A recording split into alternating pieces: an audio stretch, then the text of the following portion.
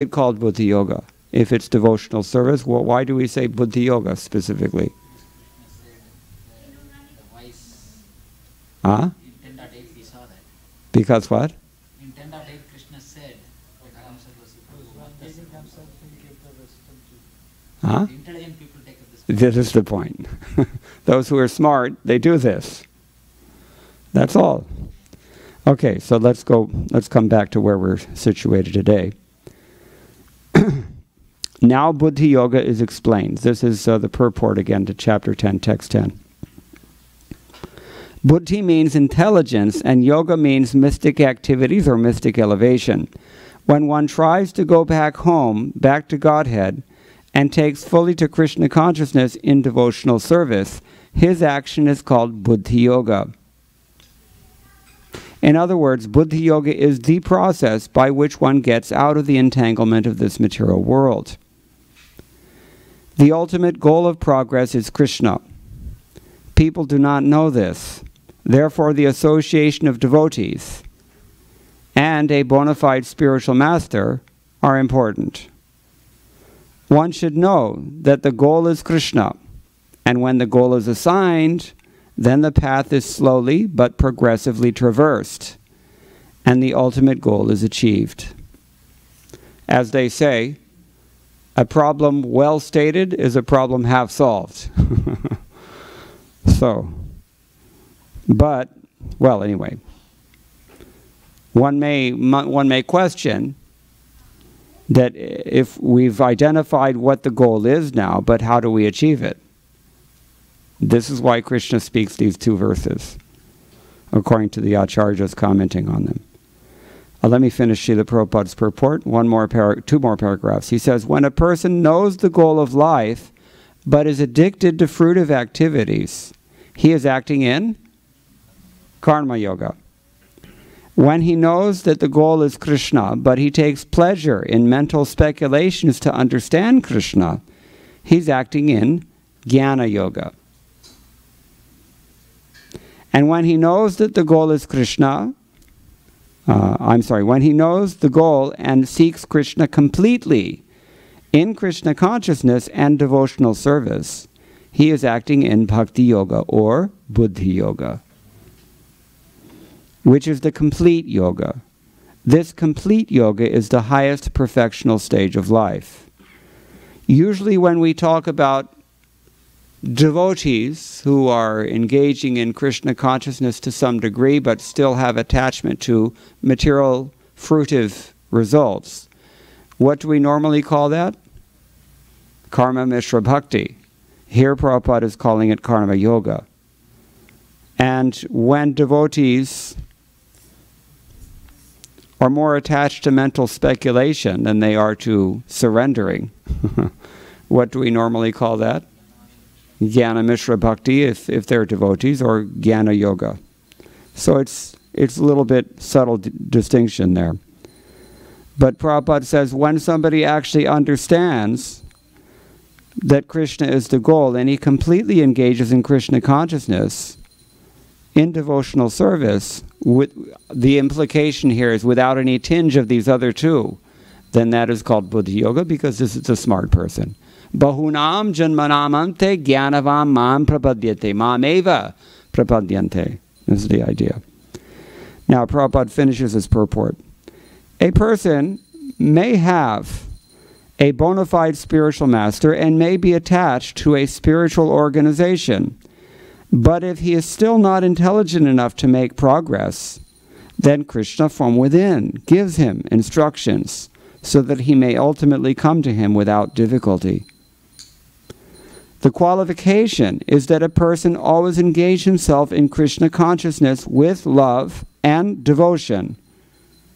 Render all kinds of services. Let's read this again. The qualification is that a person always engage himself in Krishna consciousness with love and devotion. Render all kinds of services.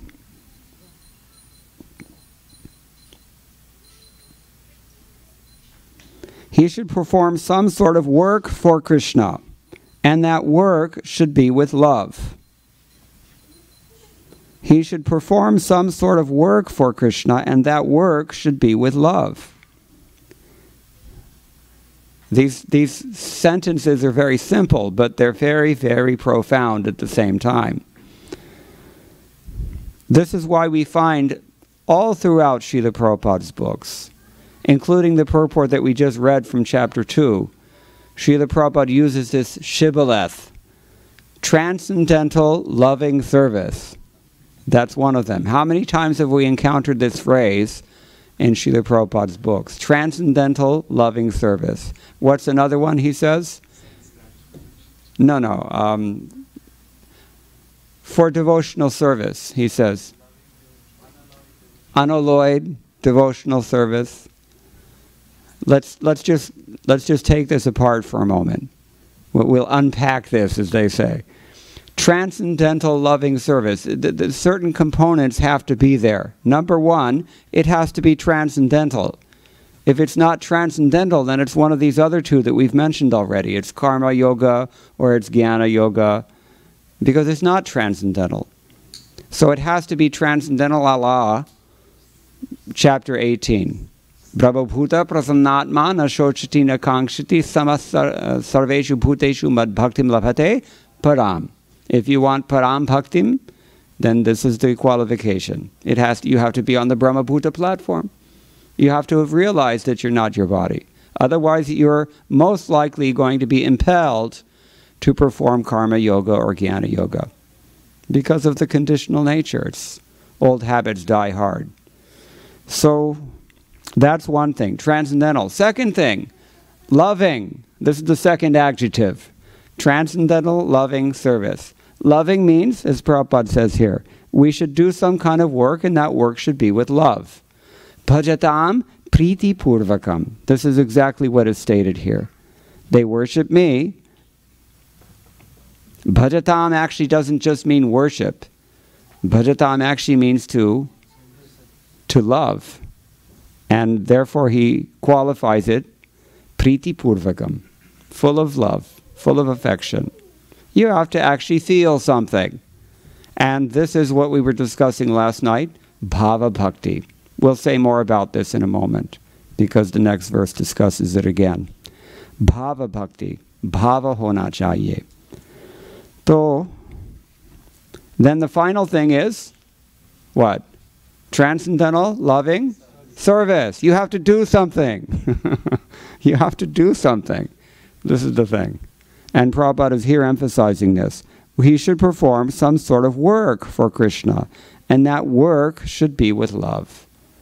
So it's the same thing. All this is implicit, and it's clear to those who read Srila Prabhupada's books regularly, maybe not to a person hearing this for the first time. Then Prabhupada concludes here, last sentence, if a devotee is not intelligent enough to make progress on the path of self-realization, but is sincere and devoted to the activities of devotional service, the Lord gives him a chance to make progress and ultimately attain to Him. What does the Lord give you? If you're sincere and attached to the activities of devotional service, He gives you a chance. He's not giving you perfection, free. He's giving you a chance.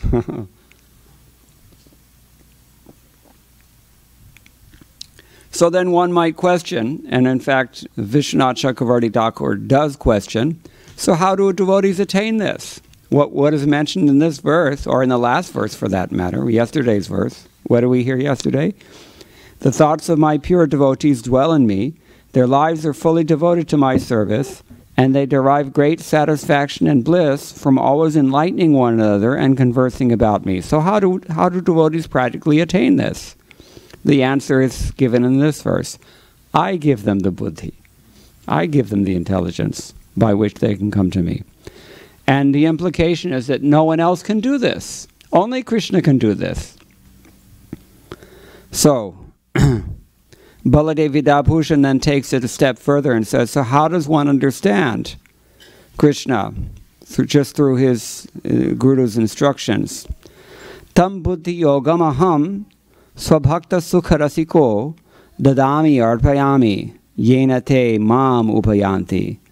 I give them because I am a person who appreciates the bliss of my own bhakti.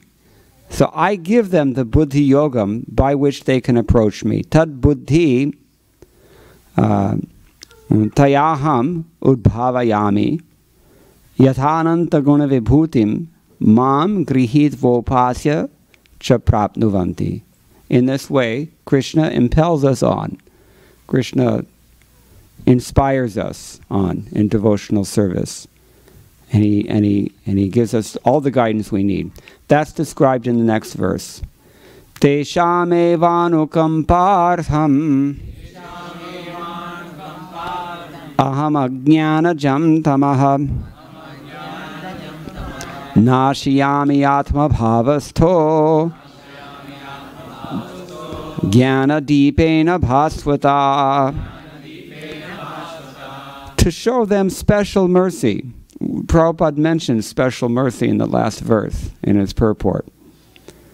To show them special mercy, I, dwelling in their hearts, destroy with the shining lamp of knowledge the darkness born of ignorance. Purport. When Lord Chaitanya was in Banaras, promulgating the chanting of Hare Krishna, Krishna Krishna, Hare Hare, Hare Rama, Rama Rama, Hare Hare, thousands of people were following him. Can you picture this? Chaitanya Mahaprabhu is at, let's say, Asighat. Those who are familiar with Banaras, you know where Asighat is. And he's got thousands of followers, and they're all with their arms raised high. Thunderous kirtan going on. So at that time, Prakashananda Saraswati, a very influential and learned scholar in Banaras at that time, derided Lord Chaitanya for being a sentimentalist. What did he call him? Bhavuka. Bhavuk. Sentimentalist. Sometimes Mayavadi philosophers criticize the devotees because they think that most of the devotees are in the darkness of ignorance and are philosophically naive sentimentalists. Sometimes that is the case, true, also. We have to be careful. This is why Srila Prabhupada spent his nights writing all these books for us to read. Rather than sleeping, he invested his time in the future by taking on this austerity of knowledge and writing all these books for us. So Srila Prabhupada says about this assumption of Mayavadis that devotees are naive sentimentalists. Actually, this is not a fact. There are very, very learned scholars who have put forward the philosophy of devotion. Who are some of them? Ramanujacharya, Madhvacharya, Vishnu Swami. In fact, we can analyze, in the Vedanta school at least, most of those who have commented on Vedanta are of the Bhakti school. Only one of them, Shankaracharya, is non-devotional. And even he is pseudo-bhakti. Because you can't keep a good man down. No matter how hard he tries to hide it, it comes out from time to time. Govindam Paramanandam Pranavata. So, that's one thing. And then another thing is that people themselves are more inclined to bhakti. We were discussing this morning. You can't really suppress the spirit of bhakti that is natural to the human heart. After a long, hard day working in one of the IT companies here in the Seattle area, no hard-working IT professional wants to come home and sit at the dinner table and have a nice relationship with a light in the other chair. Nobody wants to do this. We want personal interaction. It's natural. This is what it means to be a jivatma. And that personal interaction ultimately means interacting with Krishna or his representatives. This is bhakti. So, it's not true. Many, many devotees have put forward the philosophy of devotion, most of the devotees. After all the four great Vaishnava acharyas, even you have Jiva Goswami, you have so many, Baladev Vidyabhushan, whose commentary Prabhupada is following here, Vishwanath Chakravarti Thakur, Bhaktisiddhanta Saraswati Thakur, Sridhar Swami, Adi. So many of them.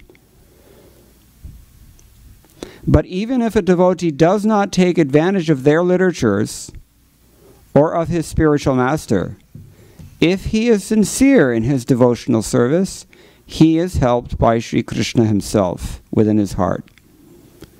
So the sincere devotee engaged in Krishna consciousness cannot be without knowledge. You only need to be sincere, and the knowledge will be supplied by. That is the point of these two verses. It will be given by Krishna. The only qualification is that one carry out devotional service in full Krishna consciousness. Full Krishna consciousness means, as Prabhupada wrote in the previous purport, complete yoga is bhakti yoga without any tinge of karma or gyan. This is the point. If we are pure devotees, this is the point. Then Krishna will supply us with all of our requirements. The Mayavadi philosophers think that without discriminating one cannot have pure knowledge, but, for them this answer is given by the Supreme Lord. To those who are engaged in pure devotional service, even though they be without sufficient education, and even without sufficient knowledge of the Vedic principles, are still helped by the Supreme God, as stated in this verse. Have we seen this? Have we seen examples of this? Where have we seen examples? When have we seen examples? The one South Indian Brahmin, this is 500 years ago, he was not able to read Bhagavad-Gita. He was holding it upside down, perhaps, and everyone was making fun of him. But he was crying. Why was he crying? Because he was a naive sentimentalist? No. He's trying to follow the order of his spiritual master as best as he can. And he's feeling himself inadequate in this way. And Chaitanya Mahaprabhu saw this sincerity. He said, you've understood Bhagavad Gita better than these Ponga Pandits. So,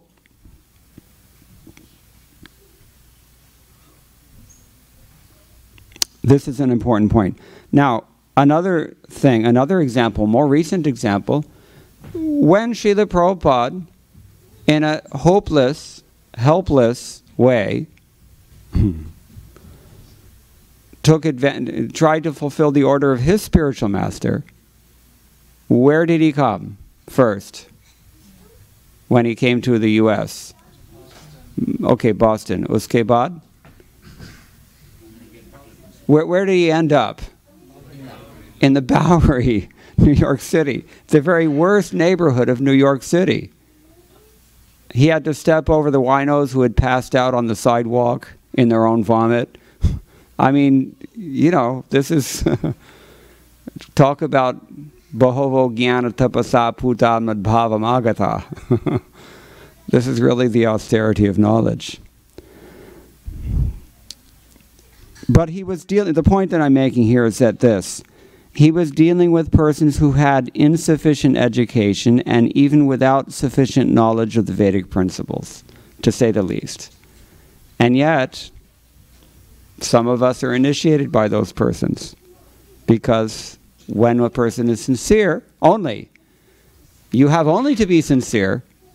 Actually, two things we will find. If we comb through all of Srila Prabhupada's letters and conversations, personal instructions, we will find two adjectives that he repeats again and again and again and again and again and yet again.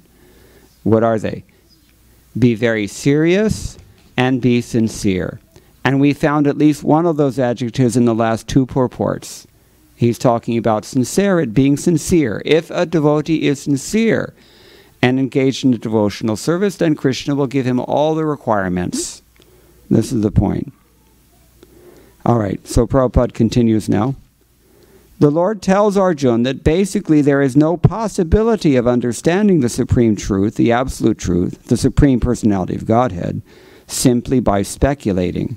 For the Supreme Truth is so great that it is not possible to understand Him or to achieve Him simply by making a mental effort. We've already decided this effort has to be threefold.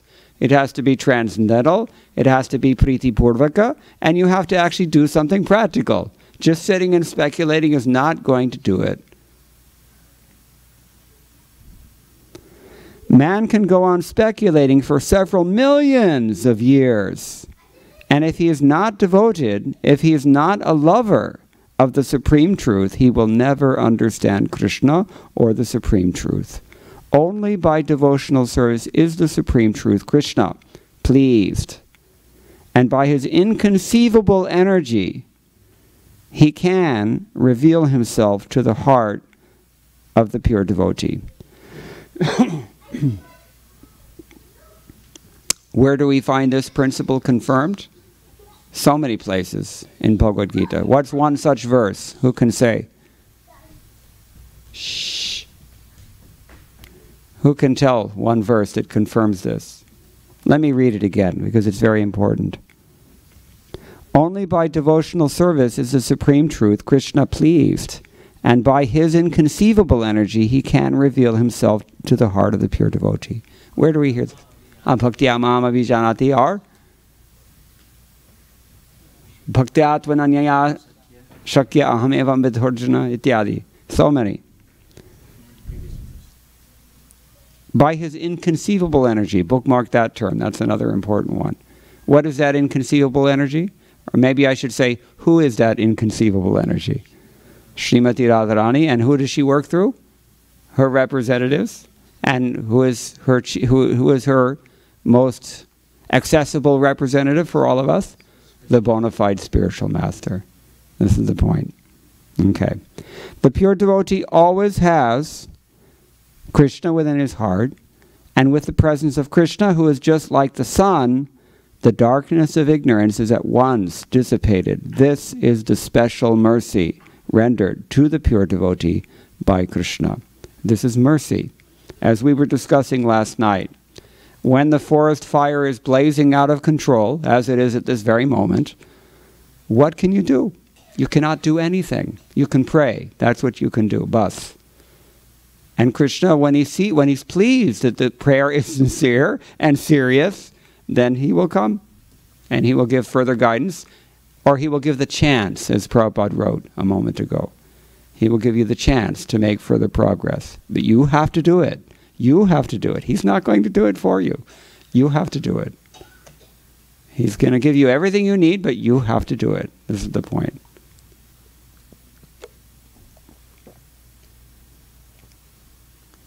Due to the contamination of material association, through many, many millions of births, one's heart is always covered with the dust of materialism. But when one engages in devotional service and constantly chants Hare Krishna, the dust quickly clears, and one is elevated to the platform of pure knowledge. The ultimate goal, Vishnu, can be attained only by this chant and by devotional service, not by mental speculation or argument. The pure devotee does not have to worry about the material necessities of life. He need not be anxious, because when he removes the darkness from his heart, everything is provided automatically by the Supreme Lord, who is pleased by the loving devotional service of the devotee. This is the essence of the teachings of the Bhagavad-Gita. That's a strong statement, isn't it? This is the essence of the teachings of Bhagavad-Gita. And where are we reading this? Within the Bhagavad-Gita. We're reading this in the essential 4 seed verses of the Bhagavad-Gita, and the last one in particular, which should be the conclusion, we would think. In fact, Baladev Vidyabhushan writes this in his own commentary. He says, Navamadi dvaye Gita garbhayasmin yat prakirtitam tad eva Gita sararthasaram bodhyam vichakshanaihi. You understand? that the wise persons, they should understand that the essence of the Gita's real essence, the quintessence of the Gita, we can say, that thing alone is described here. Whatever is described in this middle two chapters, Navamadi Dvaye, the two chapters beginning with chapter 9. So, and this is, as we said, this is the last of the 4 seed verses. So, what is the essence of the teachings of Bhagavad-Gita? Someone tell me. According to what we've just read. Don't look at the board. You're supposed to be hearing. Yes, I'll read it again, because it's a very powerful sentence. The pure devotee does not have to worry about the material necessities of life. He need not be anxious, because when he removes the darkness from his heart, everything is provided automatically by the Supreme Lord, who is pleased by the loving devotional service of the devotee. Now you have to remove it. Actually, Krishna removes it, it's true. But we have to inspire Krishna to remove it. This is the point. Pungsam kalikritan doshan dravya deshatma sambhavan sarvan hariti chittastho bhagavan purushottama.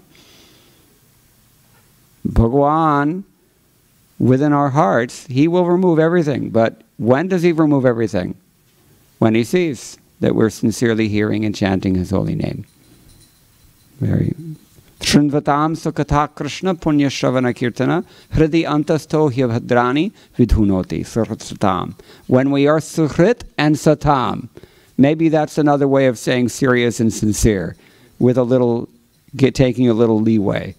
But you understand the idea. So this is the essence of Bhagavad-Gita. Finally, by studying Bhagavad-Gita, one can become a soul, one can become a soul completely surrendered to the Supreme Lord and engage himself in pure devotional service. As the Lord takes charge, boy does he take charge. As the Lord takes charge, one becomes completely free from all kinds of materialistic endeavors by his grace. Chetasa sarva durgani, what is it? Mat chitta sarva durgani, mat prasada tarishyasi. Anybody know this verse? Ata chet tvama hankarad narshroshyasi vinangshyati. Vinangshyati, he says. If you surrender unto me, then by my grace I will help you to cross over all obstacles. There is no problem, no threat in that way. However, if you act out of false ego instead and don't listen to what I'm saying, vinangshyati, you're finished. We'll be finished by dint of the time factor. It's automatic. Everyone becomes worn down by the process of Maya over the course of a human form of life. And, or you get killed even before you get to old age. Either way. There's no hope. Moghasha mogha karmano. The alternative is only this. Okay, so, who are these people? Who are these people that Krishna helps? Tesham. Who is referred to in this verse? Tesham evanukampartam. Or in the last verse. Tesham satadyuktam. Ye tesham kon hain. According to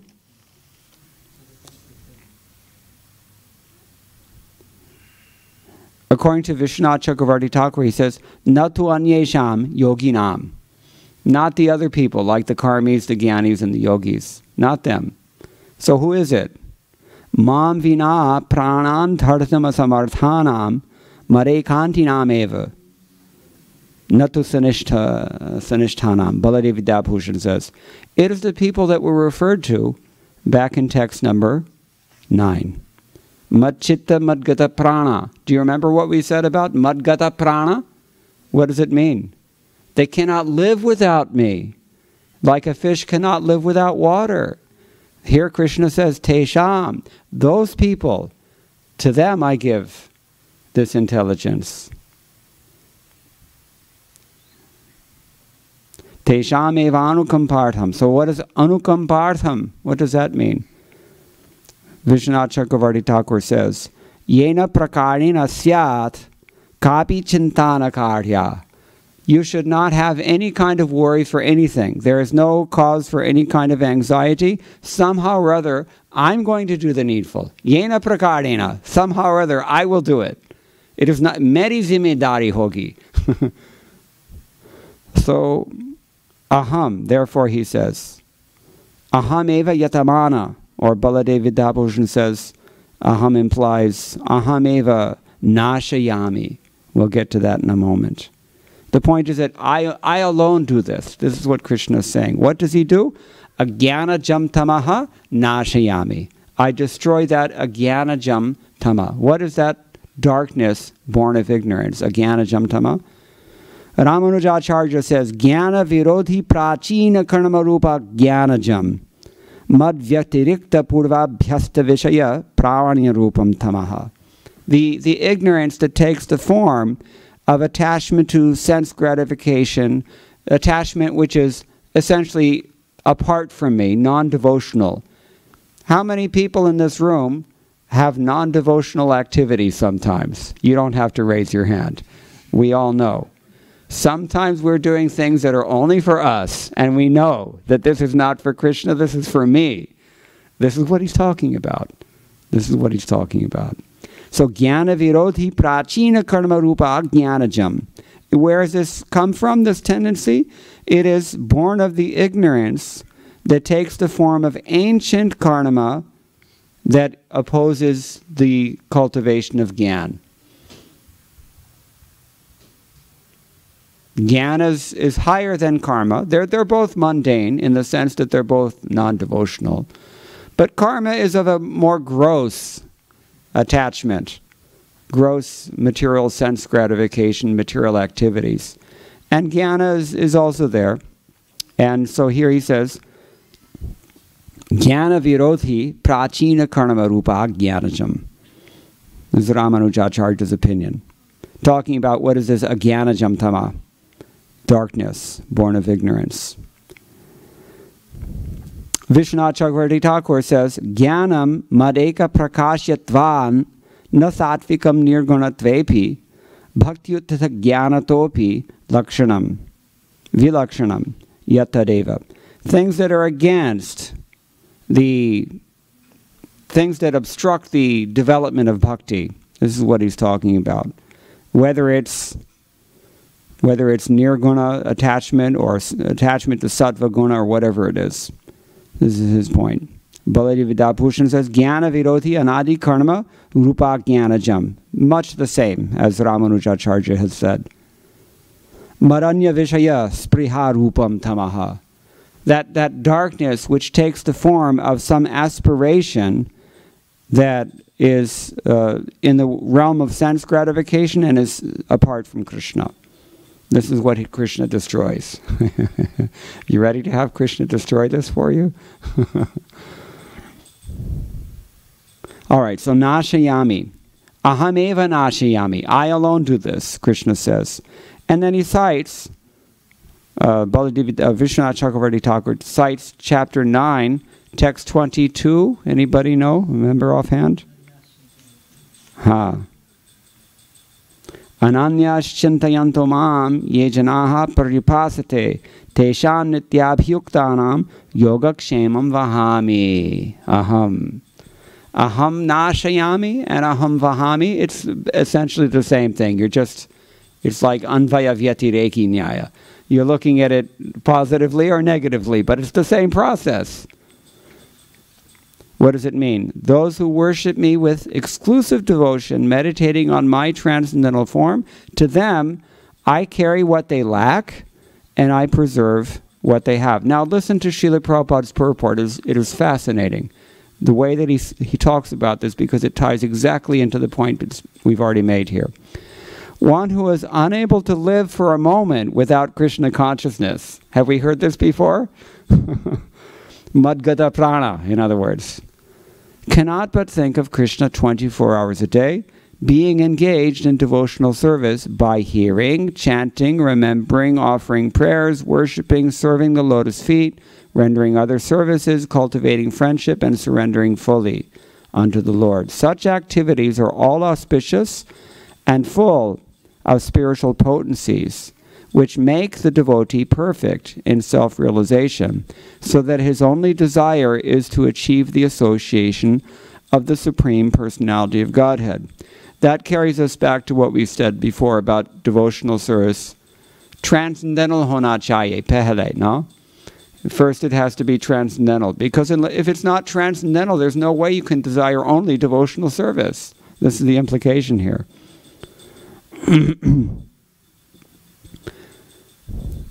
The Lord's spiritual potencies make the devotee perfect in self-realization, so that his only desire is to achieve the association of the personality of Godhead. If we're not perfect in self-realization, then we will desire other things. This is the point. Such a devotee undoubtedly approaches the Lord without difficulty. Why without difficulty? Because yoga kshemam vahami. Whatever you need, I provide it. And ajnanajam tamaha nashiyami. Whatever is obstructing you, I destroy it. So, no difficulty. This is called yoga. Actually, yoga means connection. Yuj. Yadhatu is yuj, which means to connect. By the mercy of the Lord, such a devotee never comes back to this material condition of life. Kshema refers to the merciful protection of the Lord. The Lord helps the devotee to achieve Krishna consciousness by yoga, and when he becomes fully Krishna conscious, the Lord protects him from falling down to a miserable conditioned life. So Vishwanath Chakravarti Thakur then raises the rhetorical question, why does Krishna do this? Does anybody know?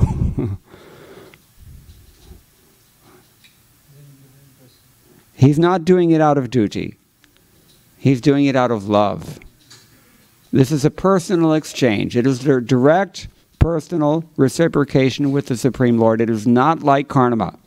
In karma, if you perform the ritual, you get the result. The devatas are obliged to give you that result. They suffer if they don't give you the result. It's not like that. Krishna has no obligation for anything, but out of love, out of sincere appreciation for what his devotee is doing for him, he gives them whatever they require. He protects them from whatever is going to threaten them. This is direct, loving reciprocation from the Lord. And he cites Bhagavad-Gita chapter 12, text number 6 and 7, which we'll read. There Krishna says,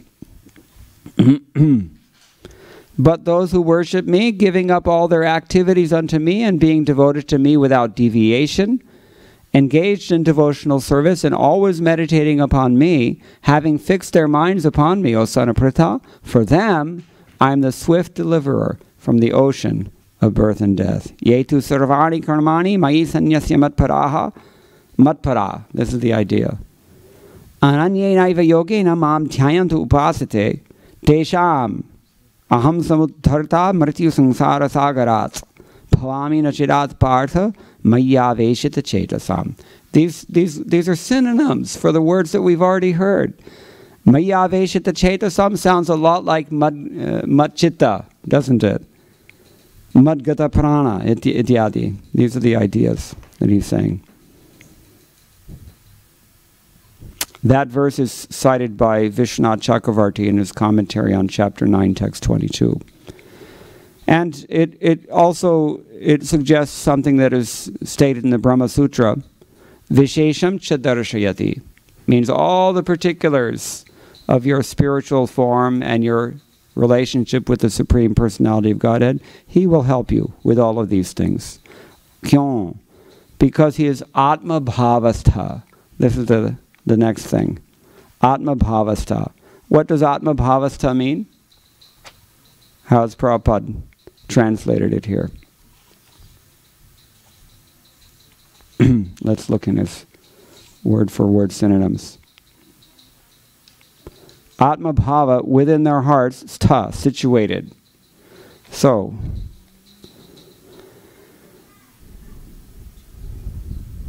he's paraphrasing what Baladev Vidyabhushan has said more poetically about this. Aravinda koshe bringa iva tad bhave sthito divya sarupa gunans tatra prakashayan. I manifest my transcendental form and qualities being situated in that devotee's bhava. Just like a bee is situated within the middle of a lotus flower. Some lotus flowers, they bloom at night. Most lotus flowers bloom in the daytime. What happens to the lotus flowers that bloom in the daytime at this time of day? They start to close up. And there's little bees are stuck inside there. When the flower petals close, if they don't get out on time, then they spend the night inside the lotus. And the next morning when the lotus flower blooms, the little bees buzz out and they go about their daily affairs. So, Aravinda koshe bringa iva. Like a bee in the inside of a lotus flower. I am situated tad bhave, in their hearts. Hearts here means bhava, because bhava, the seat of your bhava, is your bhava. In the spiritual world, we are our bodies. We're only not our bodies in this material world. In the spiritual world, everybody is their mood. Your bhava and your deha, the same thing. Koi fark nahi. Vishwanath Chakravarti Thakur says this a little bit more down to earth. He says, Buddhi vritau sthitaha. I am situated in the functions of their intelligence.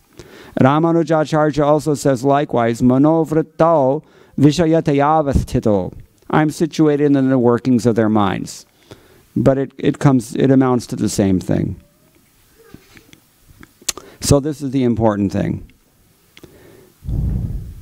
And then finally, Vishwanath Chakravarti Thakur says that when Krishna does this out of love rather than duty, he says, Vyavaharika paramarthikascha saravopi bharo mayavorhum angikrita eveti bhavaha. The idea is that I accept this burden, bhara, the word is used. There's a nice word in Sanskrit for the Lord, a nice name, Dhurandhara. Anybody ever heard this? Dhurandhara. What does it mean? He carries the burden. He carries full responsibility for our deliverance. All we have to do is surrender unto Him sincerely. And if we do that alone, that's only doing that, everything else will be taken care of by Him. What kinds of things?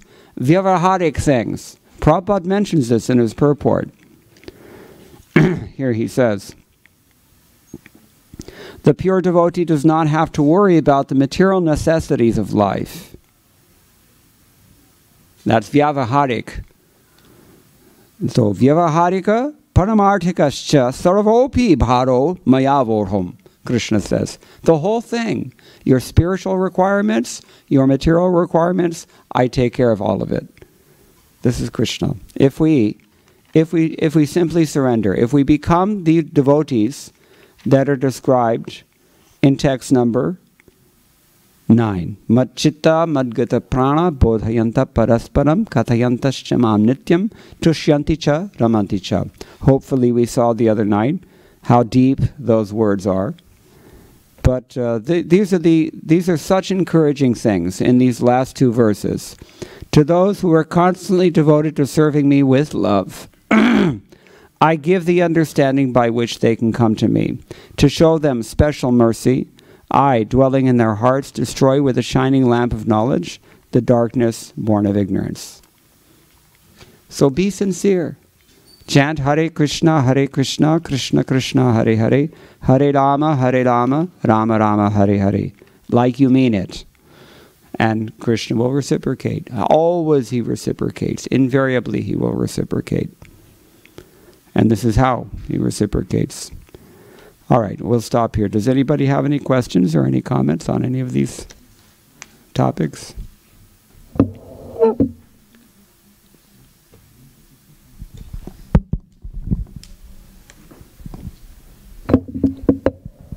No? Yeah, of course. Whole Bhagavad-Gita. The conclusion is yes. Bhagavad-Gita 1866, Charanama Shloka. Sarva dharman parityajya mamekam sharanam vraja. Aham tva sarva papebhyo mokshayashyami maschaha. Don't worry about what will happen. I will take care of it. This is the mokshayashyami. I will release you. You're absolved of all responsibility. But this is if you cannot live without Krishna for a moment. This is the point. That's not such an easy thing. Most of us are quite happy to live without Krishna for more than a moment. It's true. We have to admit. We're here to get away from Krishna, as we described the other night. What are we doing? We're either exploiting Krishna's things, or we're trying to escape from Krishna's authority. This is what we do. These two things are called bhoga and tyaga, respectively. Or they're called karma and gyan, respectively. Same thing. The desire to exploit and the desire to escape. These are the two non-devotional engagements that we are blessed with if we turn away from Bhagavan. Parang mokha hone. This is what happens. Okay, no questions? Yes. Prabhu, so this is what you said, Krishna give a chance if you are sincere and devoted. How do I assess that I am sincere and devoted? Because you're sitting in this room. That's prima facie evidence. You got here somehow. Think of all the places that you could be right now in this world. Think about it. You're here. Who led you here? How did you come here? Jai Shri Radha Nila Madhava. How did we come to be sitting at the lotus feet of Srila Prabhupada in front of Krishna and hearing about Krishna's message and sincerely inquiring? How is it possible? Krishna gave you the intelligence. This is the proof of this verse. We all have some sincerity that Krishna has given us the intelligence to at least come and sit here and listen. And then what we do therefore he said the chance. Because what we do once we hear something that we described the first night, it's like an elevator. The door opens, you have a choice to make. What are you going to do now? The elevator is going to close. It won't stay open for the rest of your life. It's just a few moments you have the opportunity. So human's form of life is like that. Practically speaking, we've already described, you really only have a few decades of activity in this world. The rest of your life is covered over as struggling, insurmountable problems. But while we have sound mind and body and assets and can think straight for a moment, what are we going to do? This is the point. Is that helpful? One more question on, you talked about sentimentalist, right? How not to become a sentimentalist? How do we not fall into the trap? Srila Prabhupada said, religion without philosophy is sentimentalism, and philosophy without religion is dry speculation. In the Srimad Bhagavatam and in the Bhagavad-Gita, throughout these Shastras, we find that they're balanced. Both of them are there. You have to have both of them. And if you read Srila Prabhupada's books every day, you will get nourished in both levels. And you'll be given a sense of siddhanta sufficient to balance these in your life. But you have to open up the books and read them, as we said. Jnana tapasa. We have to take on the austerity of knowledge. And if we are sincere and are hearing things in such a way that we're meditating on how to apply them, and not just meditating on that, but actually applying them as well, then we get the realization. And we become Krishna conscious in this way, simply by hearing. Therefore, Chaitanya Mahaprabhu stressed, sthane sthita shruti-gatam tanuvang manobhihi. Just engage your mind and your ears, your intelligence, your body with hearing. Shravana manana nididhyasana, we say. First you hear something, and then you consider the meaning, and then you apply it practically. Prabhupada said hearing that stops when the class is over, that's not real hearing. Hearing means acting. Back to our elevator analogy. You hear something, and now what are you going to do about it? This is the point. It has to come to that point. Is that okay? Anything else? Hare Krishna. So, Prabhu, we talked about 24/7, always thinking of Krishna. That's obviously a challenge because the mind is trying to distract us away.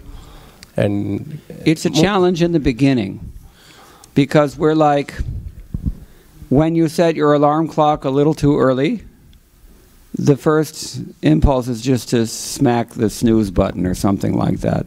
You don't really want to deal with it, you see, because we're covered over in tamoguna, ajnana jam tama.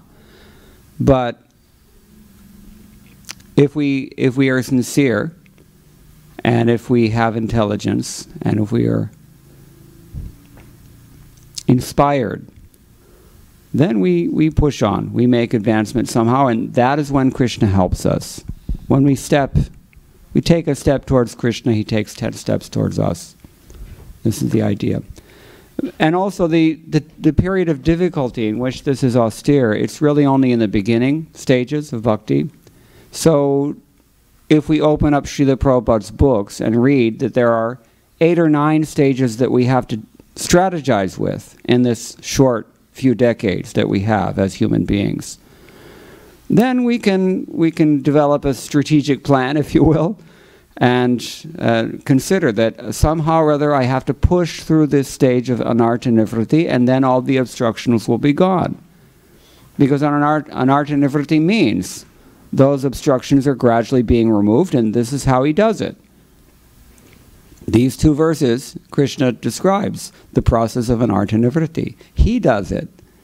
And he does it when we're hearing and chanting sincerely, and when we're acting on what we hear and chant. That he will help us. So when the anarthas are destroyed, or almost destroyed, prayeshu, abhadreshu, nashta, then it becomes easier. From that point on, our path back to Godhead is, I won't say downhill, but it's certainly much less obstruction.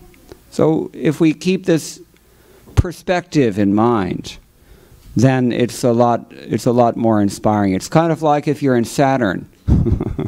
It lasts 19 years, and you have to deal with it. But as long as you know that it's going to end at some point, then you have some hope. Winston Churchill, one of my favorite quotes, he said, if you're going through hell, keep going.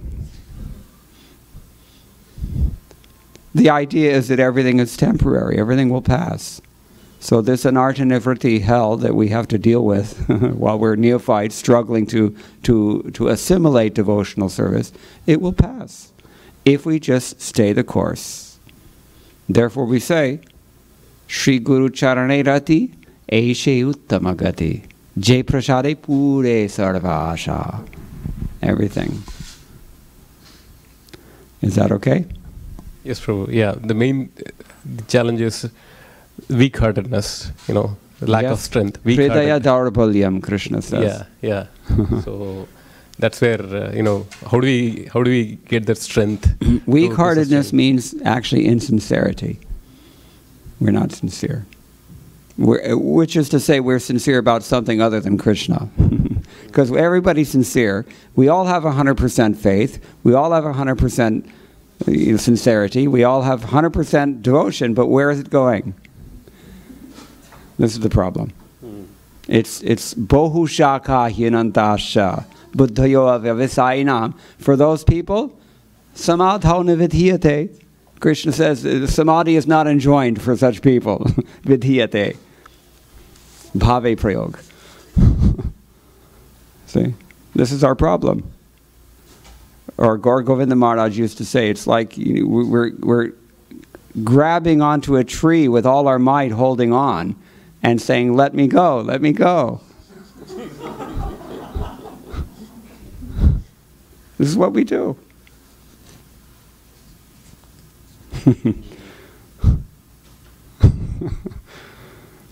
We're chanting Hare Krishna very sincerely in the morning, and then when Maya tests us, then we with all our determination, we're trying to push Krishna out of the picture so that we don't, so that our plan isn't disturbed in any way. This is the problem.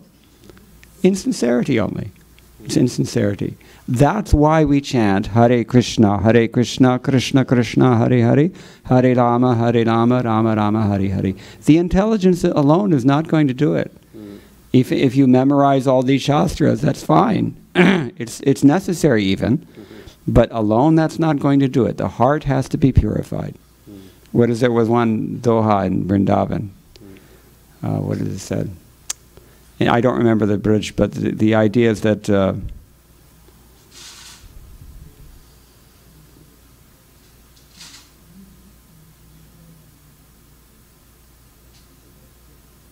bhakti bina binu prema ke, something like koti kare upachar. You can do so much worship with 64 items, that's fine.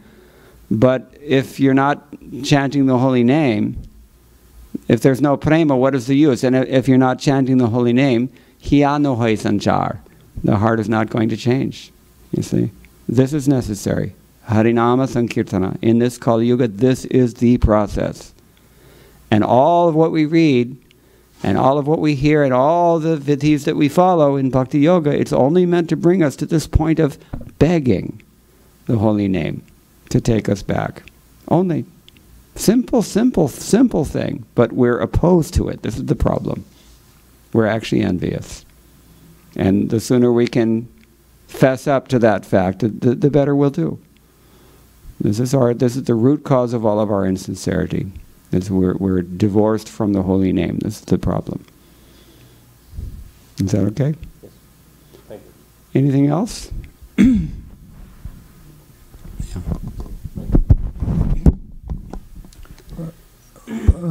Prabhuji, how to see this world? Right now, my tendency is to exploit everything. Means I look at the things for exploitation. Everything basically. So how to change that habit? So I see the world as Krishna wanted me to see. We mentioned in the beginning that of all the Vedanta philosophers, most of them, they see that the Lord is immanent as well as transcendent, to use Kant's terms. The extremists are Madhvacharya on one hand and Shankaracharya on the other hand. So Shankaracharya's his program for releasing ourselves from Maya is complete denial of the world. Obviously that's not very pragmatic. And in fact it never works actually. It's not even logical really if you think about it. That's another matter. Vallabhacharya is another monist philosopher, but he's a Vaishnava philosopher. Therefore his philosophy is called Shuddha Advaita. Shuddhadvaita. What does it mean? Pure non-dualism. He completely identifies this world with the Lord. If we see that everything here, sarvam khaluidam brahma, not Brahma, sarvam khaluidam radha. This is the Vrindavan conception. If we see the entire world as the manifestation of Krishna's inconceivable mercy in the form of the opportunity for devotional service in all forms of variety, then we become encouraged. It becomes much, much easier to deal with duality, you see. These are the most abstract terms possible. I'm answering your question very abstractly. To bring it down to earth, I should say, when we have a bona fide spiritual master who engages us in Krishna consciousness, he will teach us how to use everything in life in the service of Krishna. The service of Krishna is defined in this way. Rishikena, Rishikesha Sevanam, Bhakti Ruchyate. What is the full verse? Anybody knows? Sarvopadhi Vinirnam Paratvena Nirmalam, Rishikena, Rishikesha Sevanam, Bhakti Ruchyate. We take our senses, and senses doesn't just mean the senses alone, it also means the sense objects. Otherwise, what is the point? We take all this whole sensual variety that the world has, and the mental, including mental variety as well, intellectual. We take all of that and employ that somehow in Bhagavan's service. How in the world do we do that? We don't know. We can't see. We don't have the maturity or the vision to see this. But somebody who's experienced can do this. Bona fide spiritual master is there to guide us in this way. That's why we accept spiritual masters. So, Adau Shraddha Tato Sadhu Sangha Bhajana Kriya. One of the items of Bhajana Kriya, the first item of Bhajana Kriya that Rupa Goswami mentions, Adau Gurvashraya. You have to take shelter of a bona fide spiritual master, because all the further, all the instructions that follow from that should come from him. Therefore, Krishna says, also, Tad Vidhi Pranipatena Tyadi, in chapter 4. Does that give you some direction? You can see this world as Maya, meant for your exploitation, and we do. This is our default. That is our conditioning. That constitutes our conditioning. We look at this world with the eyes of enjoyers. This is our bad habit. But bad habits can be broken. But you have to discipline yourself. It's not so easy. And spiritual masters are there to guide us exactly how to do that. And the best way to do that is you take these same tendency, because the mechanics of Mahamaya and Yogamaya, they're identical. You take the same thing that has entangled you in material existence, and you turn that towards Krishna. And then the same thing that entangled you previously will liberate you now. Look at it this way. In chapter 2, Krishna says, Jayato Vishayan Pungsam Sangasteshu Bhajayate Sangat Sanjayate Kama Kama Krodho Bhijayate Atyadi. This process is applied in devotional service as well. By contemplating the objects of the senses, like the deity, like the prasadam, like the kirtan, whatever it is that we encounter in devotional service, by contemplating it, what happens? Jayata Vishayam Pungsam, Sangha. Some Sangha will come about. That is called Sat Sangha.